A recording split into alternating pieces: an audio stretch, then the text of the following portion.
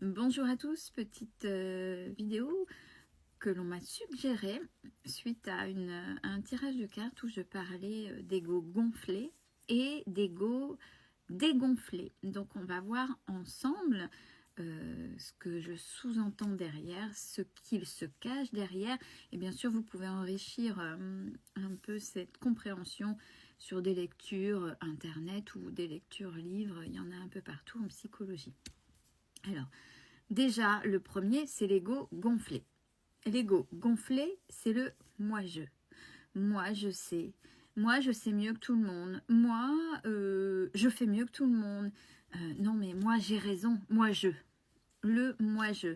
C'est quelqu'un qui a une grosse estime de soi et qui a plus de droits que de devoirs et surtout plus de droits que les autres et se situe au-dessus, même dans sa manière de faire. C'est quelqu'un qui prend les gens de haut parce que je. Alors, dans le moi-je, c'est bien sûr, ces gens-là s'octroient des privilèges que les autres n'ont pas, bien évidemment, et se sentent supérieurs.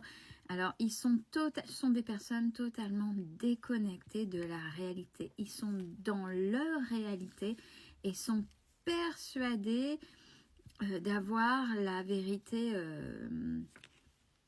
infuse sur tout et tout le monde, sur les vues. Vous vous souvenez du petit conte que je vous ai parlé à un moment donné, qui est assez connu, sinon vous pouvez le retrouver sur internet. C'est le tigre, la mule ou le singe. Des fois, c'est le singe à la place de la mule, mais c'est exactement la même chose. Le lion et l'herbe bleue.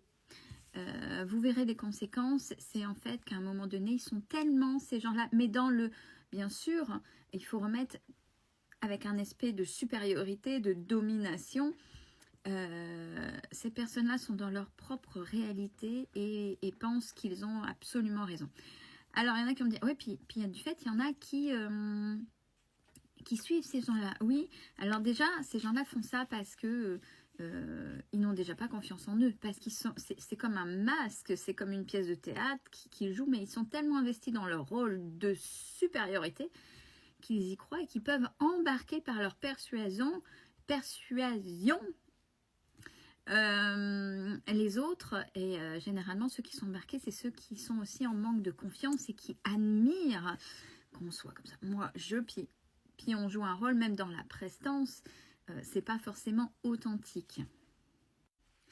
Alors, imaginez bien ces gens-là, quand à un moment donné, ils font face à la réalité, alors là, c'est la grosse dégringolade, c'est la chute libre, ils descendent de leur piédestal, et alors là, la réalité, à l'instant T, le réel, pas leur réalité à eux, mais ce qui se passe véritablement, ça leur vient en pleine face, et là, c'est des gens qui sont perdus, mais après, en fonction de tout à chacun, soit ils réagissent en fonction du rôle qu'ils se sont investis, puisqu'à un moment donné, il y a une réalité qui s'est fusionnée, c'est leur réalité, il faut que ça reprenne le dessus. Bon, c'est des gens qui sont comme ça, et généralement, il y en a beaucoup des moi-je, c'est des personnes qui n'arriveront pas, ou très peu, ou qui ne veulent pas de toute façon se remettre en cause, parce que ils ont raison, ces personnes-là ont raison. Et à l'inverse, il y a les gens qui ont un ego dégonflé.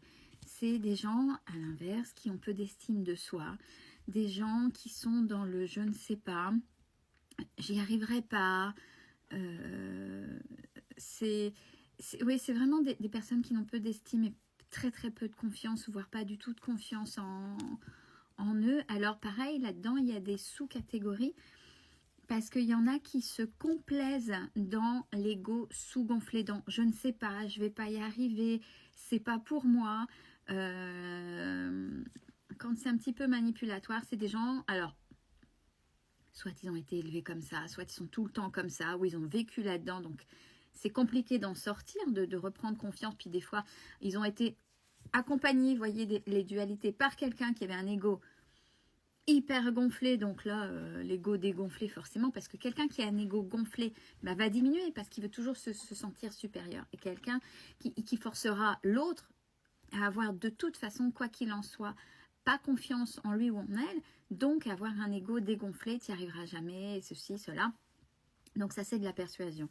Et donc les personnes qui ont un ego dégonflé, c'est celles qui n'ont pas confiance en eux, qui se sous-estiment, mais il y a, ce que je disais, dans les deux catégories, il y a ceux où c'est inconscient, en fonction de l'environnement que je viens de décrire, mais il y a ceux, et généralement, là on le voit par effet de société, sociétal, ce qui est entretenu, ce qu'on appelle la victimisation. Alors, tant qu'on n'a pas conscience, des fois on est dans la victimisation inconsciente avec cet ego dégonflé.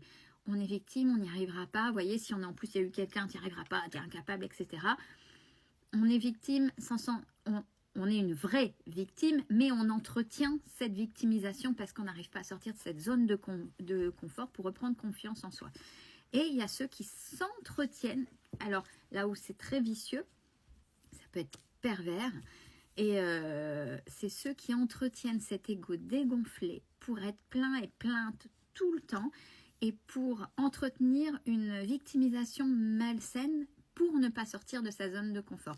Alors, il y en a, c'est parce qu'ils ont peur, ils savent, et il y en a qui assument de ne pas vouloir, il y en a qui le disent, hein, c'est aller mettre le nez dans quelque chose qui fait mal et j'ai pas envie. Donc, ils préfèrent se plaindre plutôt que de sortir de la zone de confort pour pouvoir reprendre confiance en soi. Parce que quand on est dans un schéma, en sortir, c'est très compliqué. Et qui dit reprendre confiance en soi, c'est tout moduler, tout bousculer le système d'action, le système de pensée, et dire, bah si, maintenant j'y vais, et puis je vais me... Des fois, c'est compliqué en fonction de tout à chacun, des expériences de vie, de l'entourage, etc. Vous voyez, tout, il y a le 1, la personne, gonflée ou dégonflée, dans l'ego. Donc, vous voyez, c'est pareil, ce sont des peurs. Je suis le meilleur, oh non, je suis incapable, j'y arriverai pas. Vous voyez, c'est pareil. Hein. Donc, c'est les peurs, l'ego, et puis les chimères, etc. en fonction d'un environnement, d'une éducation, du sociétal. Donc, il y a la personne, l'individu, qui gravite autour. Et en fonction, bah, ça va développer ça. Et puis, il y aura la personne qui sera là avec un environnement et qui dira, ego dégonflé généralement, en fait, tout ce qu'il y a là, c'est toxique. Sans avoir conscience qu'elle est dans la victimisation ou dans l'ego dégonflé, et ben, je vais sortir de ce schéma-là. Et toc, je sors. Je tombe pas forcément dans quelque chose d'un ego gonflé, mais j'ai confiance en moi, je sais me remettre en cause, donc c'est justement parce que je me suis remise en cause et que je suis sortie de ma zone de confort que je reprends confiance en moi, que je reprends les rênes de ma vie. Et voilà, donc quelqu'un qui a un ego dégonflé et qui en a conscience et qui se donne les moyens d'eux peut se sortir de là. Mais c'est un travail de longue haleine parce que ça veut dire tout remettre en question, oser affronter ses peurs, oser affronter des croyances limitantes et surtout sur des choses qui peuvent correspondre. Parce que quelqu'un aussi qui a un ego gonflé, ce n'est qu'une façade. C'est ni plus ni moins qu'une façade et parce qu'en étant normal et authentique, déjà peut-être que la personne ne sait pas dans le moi-je et c'est une façade, c'est une protection parce que être authentique, c'est aussi montrer ses failles, assumer ses failles et quelqu'un qui a un ego gonflé n'assume pas ses failles et n'a pas de failles de toute façon. Belle journée à tous.